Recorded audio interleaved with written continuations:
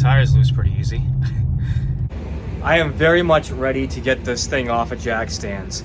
So tonight I am going to be working on swapping over a couple components on the front of the engine to make the fan belt, alternator belt, serpentine belt, whatever you want to call it, line up. I discovered late in the build or the project that there were differences between the 2010 and 2011 Hemi engine, or 5.7 Hemi. And yeah, so I'm going to show you what those differences are. I have kind of figured out what was going on.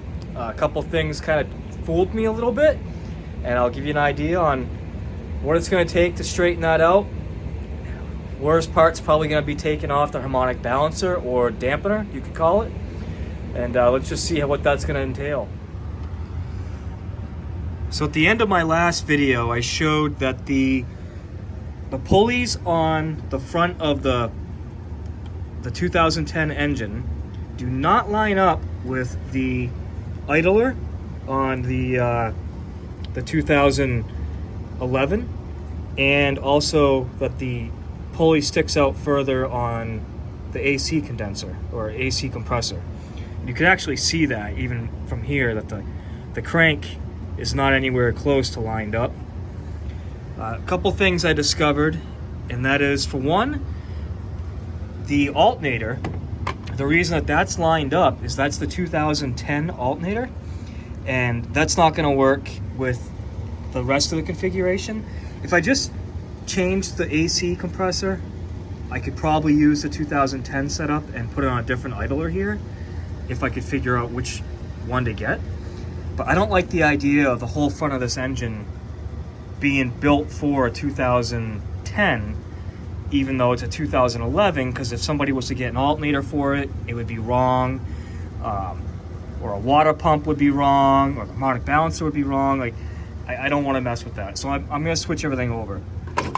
So originally I thought the whole timing case cover was different. I don't believe that it is anymore. It's actually the dampener or harmonic balancer, the water pump, and these two idlers, this idler and the tensioner. So one thing I know that it's almost a 1/2 inch difference. So if you look at where this pipe comes in, this coolant pipe, how close it is to the pulley, let me show you on the other engine. So there's a big difference here. So it's almost touching on the other one, and on this one, you've got a huge gap here.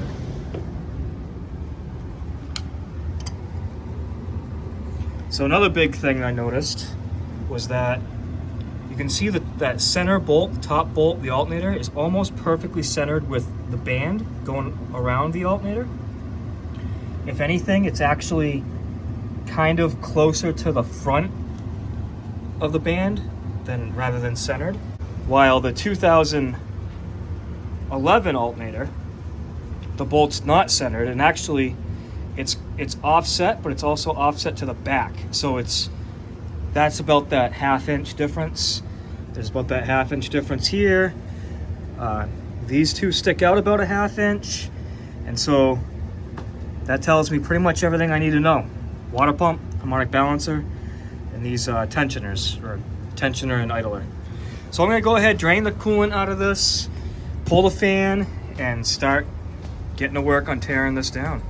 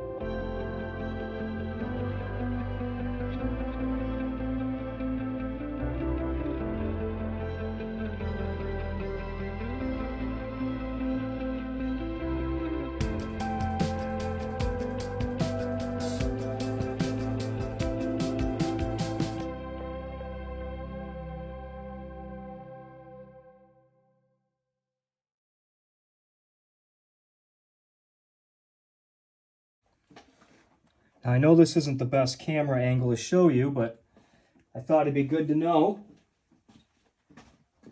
So to my amazement, this little 3/8 drive Milwaukee, I showed this a lot in my last video, actually took out the center bolt on the harmonic balancer. I couldn't believe that it did that. I'm so glad it did because I don't think there's enough room to put the pneumatic impact in there. Now, I already tried it on the other engine and it didn't take that one off. So if there was one that it was going to take off, I'm glad it's this one. So I've got a bar here just trying to hold this in place.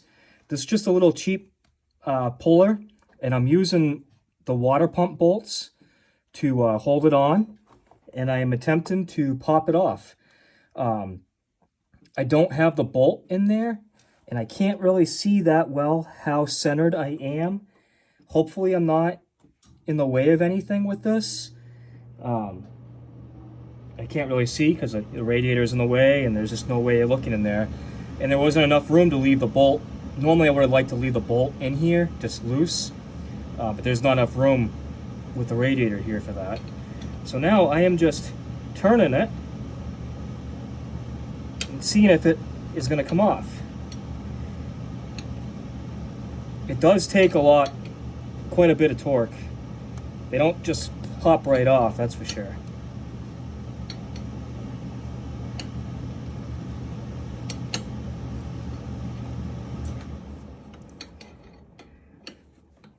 Something is moving because you couldn't just keep tightening this up if it wasn't, but it hasn't gotten easy yet.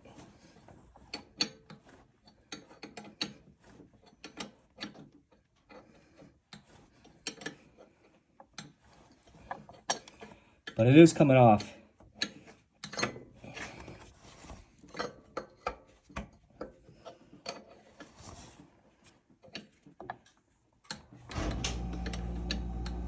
I can see a gap forming between the timing cover and the pulley. So the pulley is coming off. This was the most dreaded part of this whole job, actually.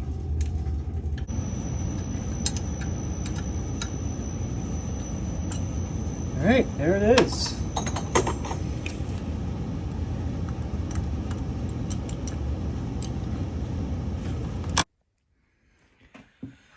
I ended up getting this alternator freed up. Seems okay now. We'll see. It wasn't a bearing, but the brushes might have seized up on it. We'll see how it works. So now that's connected correctly with the bracket on the back and everything. Just getting ready to clean this gasket up, this gasket surface for the water pump. I thought about buying a brand new one, but they're like 140 bucks, and I have two of them that are both seemingly fine. So I didn't want to just, throw money at it that I didn't need to. I'd hate to have it start leaking and have to change it again, but it's not that big of a deal. I did spring the big bucks, though, for a new gasket. Whopping 10 bucks for the gasket. Finally, this part I have very much been looking forward to. Putting the bumper back on. Make it look like a car again.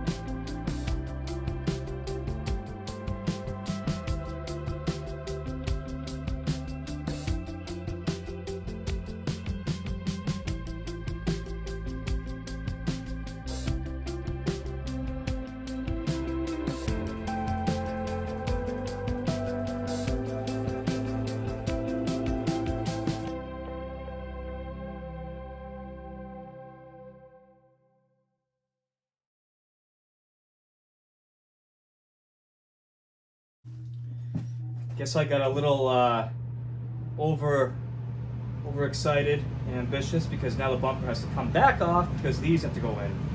These are the basically air ducts to direct air straight to the radiator.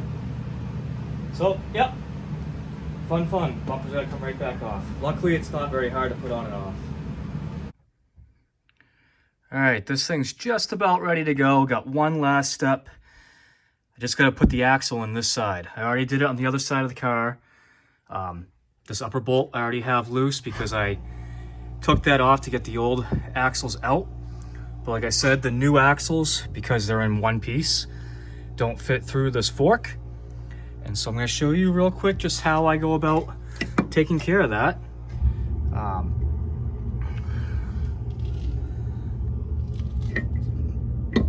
Kind of tricky with the camera. I'm just gonna pull down on this and take that nut off real quick. All right, so it's really easy to do these axles. The only bolts you have to take off is the upper ball joint and this lower fork bolt. This can be a pain. I sprayed these a couple days ago, but they've already kind of dried up. What makes it difficult, it's a good thing and a bad thing. This side of the bolt is splined so that it doesn't spin. That's good for taking it apart, taking the nut off and putting the nut on, but it's bad if it's stuck in here because it makes it so you can't really, turn it if you want to loosen it up. I have done that with an impact before I even knew it was splined on another car. So you can if you have to, but what I'm gonna do is I'm gonna take this nut off. I'm gonna use my trusty tool, which is still just blowing my mind at how awesome this thing is.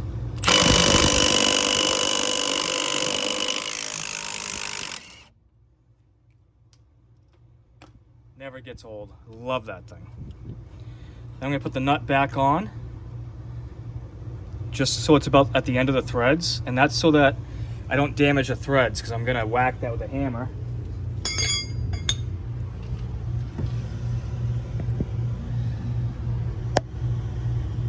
The idea is to try to pound that bolt out.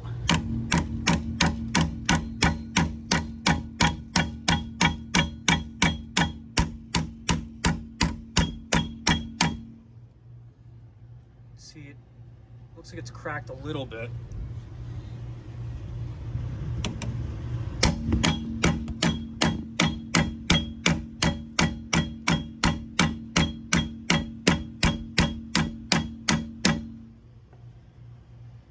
It's moving slowly.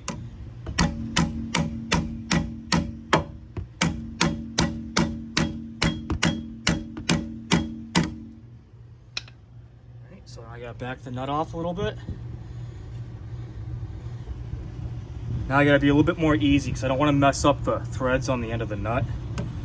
But at this point it comes out a little bit easier. It's already broke loose. There we go. So now we got that out.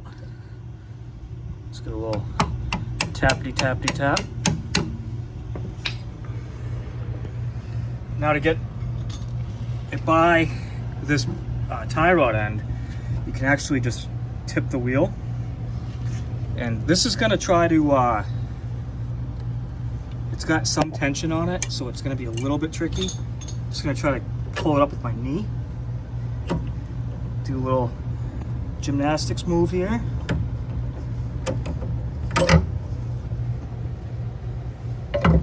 Voila, we're out.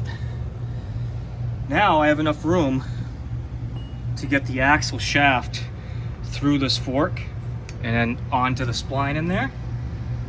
See it up in there?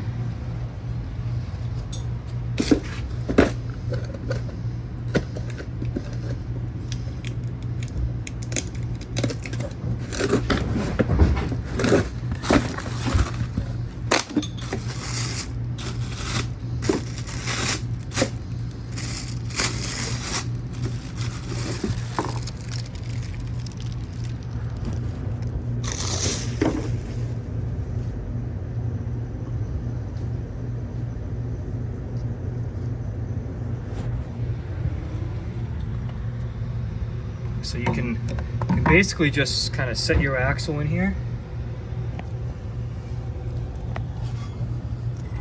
No, the camera's terrible, sorry. And you just kind of pull the fork by it, like that.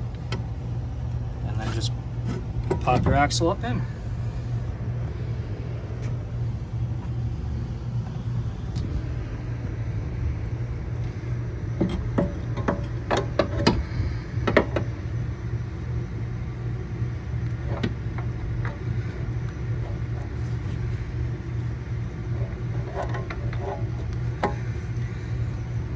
gonna set the camera down while I slide this on that shaft. All right, it's on. Now you just reverse the steps. You gotta put this bolt through first. Don't put this side in the wheel hub yet. I don't do that until I'm ready to push the ball joint back up on. And the reason for that is that you can separate the joints by it pulling away. So it's just better to leave it like that. I've got the nut still on the end of it, just protecting the end of the shaft. On the other side, I had to jack this up to get the bolt back in it. See if I can do this one-handed.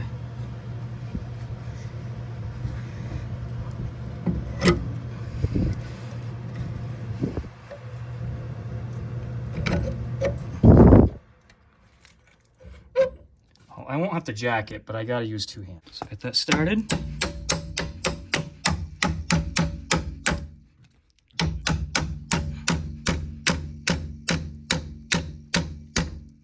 This is the part where that spline really comes in handy, because you won't have to hold that end of the bolt.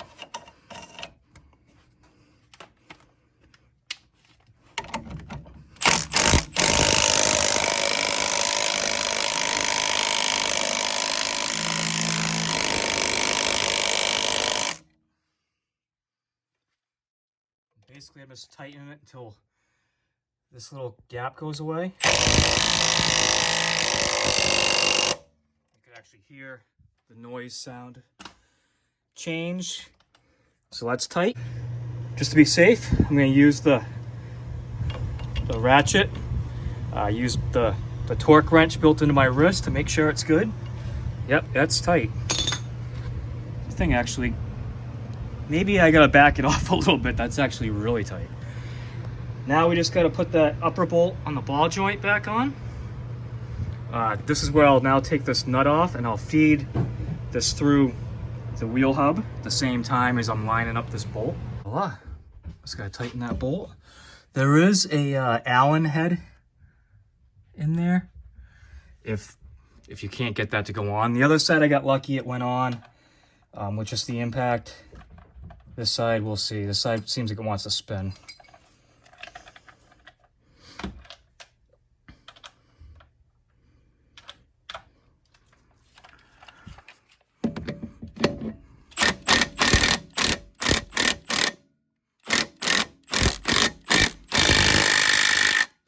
Lucky day. Both sides went on. Cool. Now for the nut.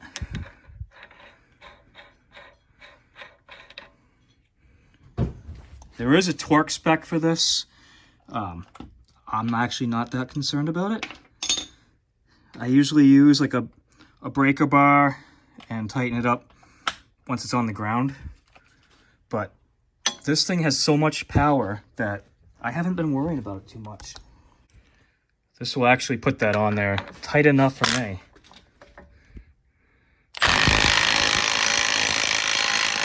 So it's going slow because there's a built-in like lock nut. There's little peened over areas.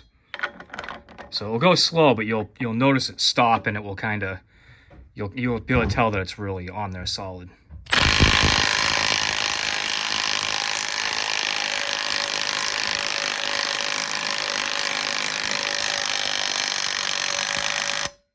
There we go. Now, one of the reasons that a torque spec is important on these nuts, it usually has to do with the wheel bearing. That if it's over torqued or under torqued, the wheel bearing life will suffer. I'm pretty confident that just what I have it is good. That's it. Now I realize that changing these axles isn't exactly rocket surgery, but I've seen other people on YouTube think they have to take the caliper off, the caliper bracket off, the tie rod end, like all kinds of stuff just to get the axle swapped out, and you don't. It's just those two bolts. It's the one nut for the ball joint and the bolt for the fork on the lower part of the strut. That's all you have to do. So I'm gonna throw the wheel on. I gotta move some junk out of the way. I'm gonna take this thing out of the garage. All right, there she sits in her infinite ugliness.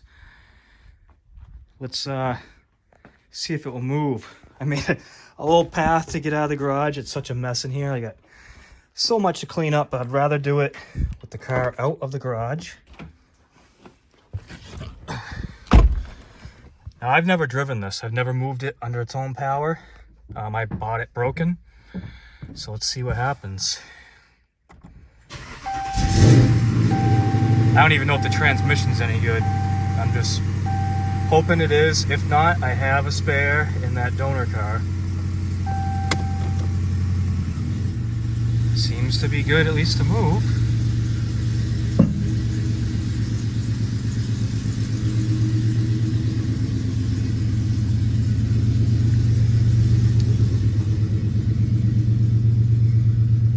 Oh yeah.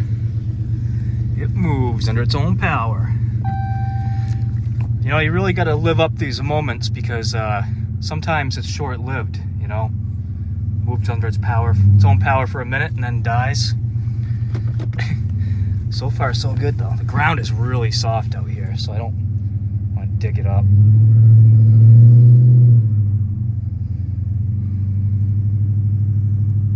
Something must be disconnected because I noticed that before it was telling me that the it wasn't in park when I would open the door. Let's see if it does that now. Yeah, just something under here disconnected, I think, because it also the backup camera wasn't coming on. Small stuff. This shifter doesn't feel right either.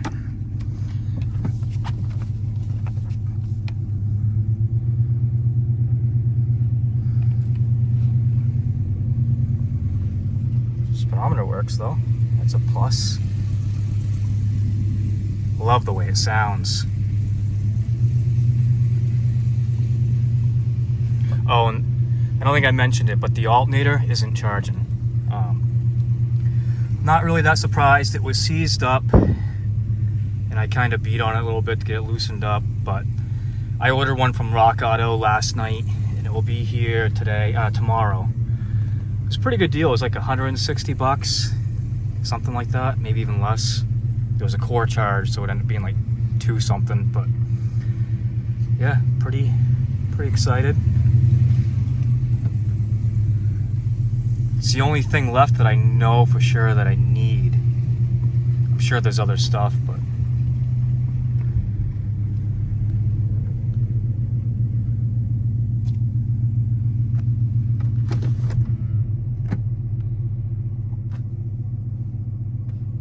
check engine lights on. That could be because of the low battery, but I don't know. I'm not worried about it just yet.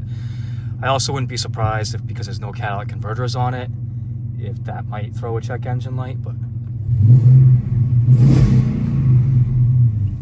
ordered a taser as well last night, so I'll be able to get the steering wheel controls working with the 2015 plus gauge cluster. And I don't know if you can do this with a taser or not, but I want to also get rid of the rev limiter.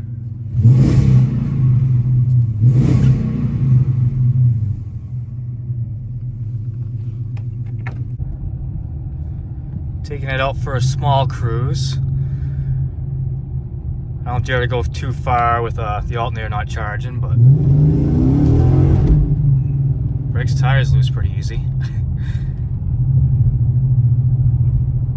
Seems to go pretty good. I got every light you can imagine on the dash, but yeah, seems all right. I got a lot of stuff to figure out. Because I don't have the taser, I can't get off that screen for low tire pressure until I put, air pressure on it. But jeez, I like it. That's gonna do it for this video. It's up and running. Took it for its first little test cruise, and it made it back safely. I didn't go very far, probably about a mile and a half.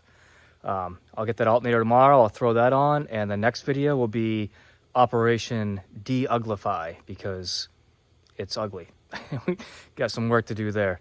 So thanks for watching. Subscribe if you're not subscribed already, and I'll see you in the next video.